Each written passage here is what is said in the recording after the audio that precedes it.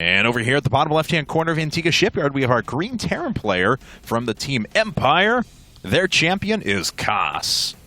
And his opponent in the up right-hand corner, our red Terran player from the team Dignitas, is SeleCT.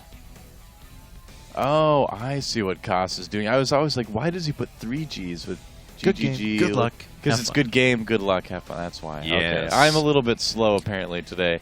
And but I get it now. Cool. It's a non-gold mineral version of the map. Yep. So could even be ours. Yes. You never know. They're actually using our map for once. It could be. Hooray! Oh, we Hooray! send people rules and they follow them. Wow. Yay. All right, so let's see here now as both players going ahead and putting down their supply depot at the wall, and obviously SeleCT didn't wall. He just put down that supply depot up in the front for vision, and then proxy to barracks, and then didn't do a ton of pressure for it. It was kind of a weird opening. Yeah. Well, I'm sure it kind of threw off Kos, too. I mean, you couldn't really see it in his build, but you could probably expect that he was kind of going, all right, what's going on here this game? But yeah. Didn't really adjust too much, and in the end, just kind of had a couple occasions where he got caught a little unawares. He talked about not being able to siege in time, but a lot of times it just seemed like he was in a bad position while trying to siege. Yeah, is what it kind of came down to at that. So we'll have to see what he decides to do this game.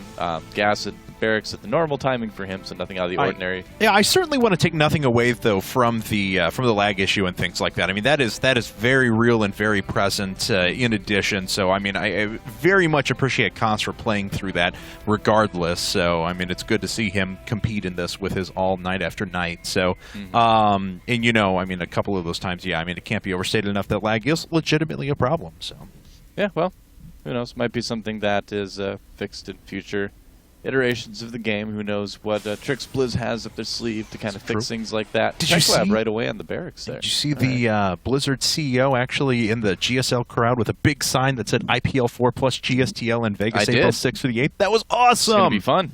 Blizzard, you guys get a big heart from us. Yep. There's gonna be a lot of those guys there. Yeah, that's going to be really cool. I mean, just the GSTL finals in the West like that, that's actually something I'm extremely looking forward to. Oh, man, I just can't wait to see like what teams make it through, because we're down to the last 4. It's going to be very, very exciting here. But I think we've got some exciting stuff starting already in this game here. It looks like it might be a Reaper expand from Kos. We'll have to see if he does put down that command center. And over on the other side, we've got SeleCT going for what appears to be a possibility of reactored Hellions. So 2 very different openings from each player here.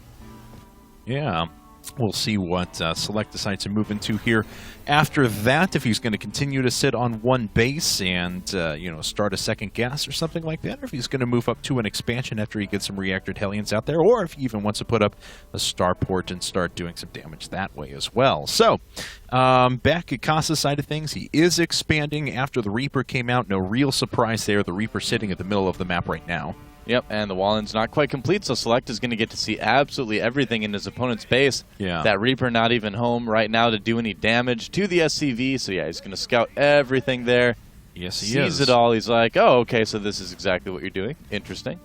And we'll see how he reacts. Where is that Reaper, by the way? Did that already die? No, it's just there it is. Okay, I was going to say, I couldn't see it on the minimap for just a second, but now that you pointed out, oh, I love it. Oh, SeleCT. With the Manners supply depot there right in front of the tech lab, so it can't be used for a little while. That's going to be a bit annoying for Kos to take care of. Although Reapers, they do handle that stuff pretty well. He's going to have to cancel that. Oh, he doesn't just cancel it. That actually ends up being bad for SeleCT. He only denied for a couple of seconds, and now he's trying to put down a bunker. Kos does see that, though. He has an SCV along with this. One added benefit, of course, building structures don't have any vision, really, and so for the other races, it's kind of present because, their workers either die or move away once structures are actually building. But Terran players, you have that SCV sitting around there, so they keep vision of what's right outside of the ramp. It's interesting the way things are kind of playing out right now. SeleCT is doing a ton of little things to just harass and irritate his opponent, just kind of try to throw him off his game. I think he respects the fact that Kos is such a good, solid player, so anything you can do to get those sort of solid standard players to kind of get messed up mentally and make mistakes, that's a really good way to kind of get ahead if you're worried at all about going to the late game against that type of player. And let's see here now as SeleCT does have a starport up, starting with the medevac production as well, adding on a second gas. We'll see, is he planning on expanding? No, not for now at least, and we do have a Raven coming out of Kos for the time being. Yeah, so we very likely could see mech out of Kos. Usually a Raven from the starport is sort of the the indication that a player might be about to put down a couple more factories, so we'll have to see if he does that, or if he's just getting the Raven to kind of push with, too. There's some interesting little early pushes you can do with certain units and Ravens. Oh, got to be careful there. All right. Well, yeah, loses one Hellion right away. Does damage to a couple others, though, for Select. But Koss is going to have to back up for now. He is sitting on 28 workers to his opponent's 23, but that does mean that Select has an army advantage. And, of course, working off of pretty cheap units. Now dropping into the main. And Koss's units are pulled a little bit out of position. As soon as he shifts back, it looks like Select is going to go right through the front. Yes, he is. And he's going to do a lot of damage to SCVs at the natural. He's microing, though, at the main, though. And his Hellions just kind of sit there.